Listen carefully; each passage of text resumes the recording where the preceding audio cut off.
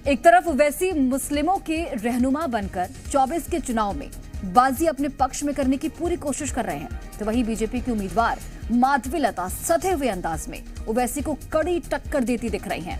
इस बीच माधवी लता के खिलाफ एक एफआईआर भी दर्ज हो गई है।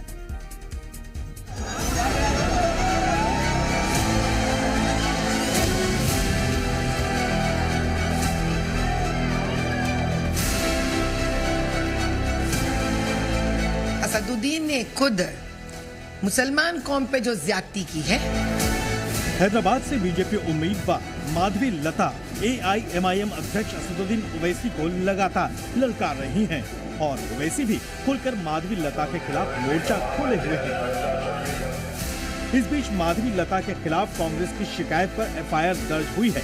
माधवी लता और जी किशन रेड्डी समेत बीजेपी के कई नेताओं के खिलाफ ये एफआईआर दर्ज हुई है।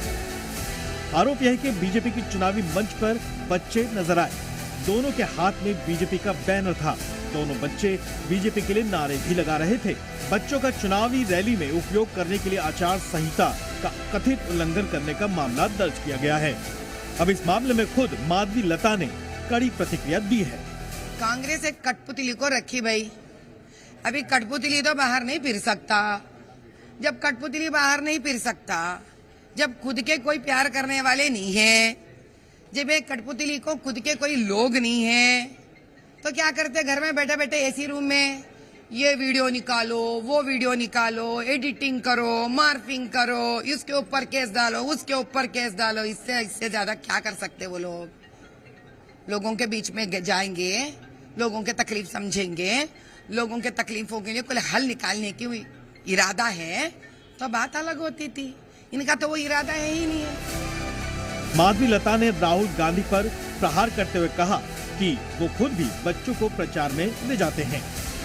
खुद का राहुल गांधी क्या कर रहे थे जब डीसीएम में बच्चे को बाजू बिठा के जा रहे थे? देखिए आप आज सुबह पूरा आ रहा ना मीडिया में, बच्चे को बाजू बिठा के लेके जा रहे थे। दरअसल हैदराबाद पुलिस ने ये केस तेलंगाना प्रदेश कांग्रेस कमेटी के उपाध्यक्ष निरंजन रेड्डी की शिकायत पर दर्ज किया है।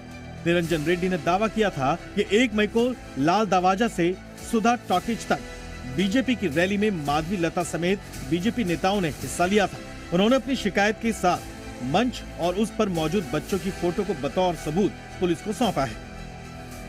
आपको बता दें कि चुनाव आयोग ने हैदराबाद पुलिस को जांच का आदेश भी दिया था। इस मामले की जांच मुगलपुरा पुलिस कर रही है।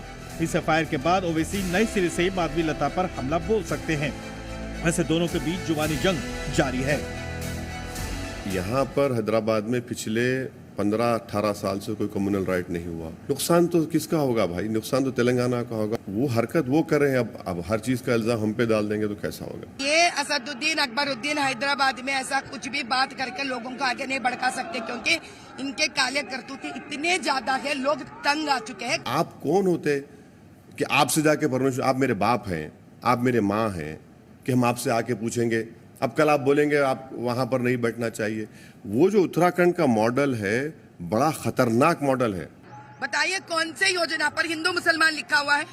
2 टर्म से प्रधानमंत्री सबको साथ लेके निकल रहे हैं। अरे असदुद्दीन अकबरुद्दीन जैसे लोगों को तो मुंह बंद करवा देना चाहिए। अब आपको बताते हैं कि चुनाव आयोग की गाइडलाइंस हैं क्या। दरअसल चुनाव आयोग ने राजनीतिक दलों को सचेत किया था और स्पष्ट रूप से कहा था कि कोई भी राजनीतिक दल चुनाव अभियानों में बच्चों का उपयोग करने से परहेज करे। चुनाव आयोग ने ये भी कहा था कि यदि बच्चों का इस्तेमाल चुनाव प्रचार में किया गया तो जीरो टॉलरेंस की नीति अपनाई जाएगी। चुनाव आयोग ने चुनाव संबंधी किसी भी गतिविधि में बच्चों के उपयोग के संबंध में सख्त निर्देश भी जारी किए। अब देखना यह है कि आगे इस पर और क्या कार्रवाई होती है। ब्यूरो रिपोर्ट, जी मीडिया। तो बिल्कुल देखिए, इस बार के चुनाव में हैदराबाद का जो चुनावी दंगल है वो बेहद दिलचस्प होने वाला है, क्योंकि एक तरफ असदुद्दीन ओवैसी हैं जिनका एक बड़ा जनाधार है हैदराबाद में, और दूसरी तरफ माधवी लता भारतीय जनता पार्टी के प्रत्याशी जो कड़ी टक्कर देते हुए ओवैसी को नजर आ रही है। आरोप प्रत्यारोप का दौर जारी है और देखना होगा कि किसकी जीत होती है और किसकी हार होती है।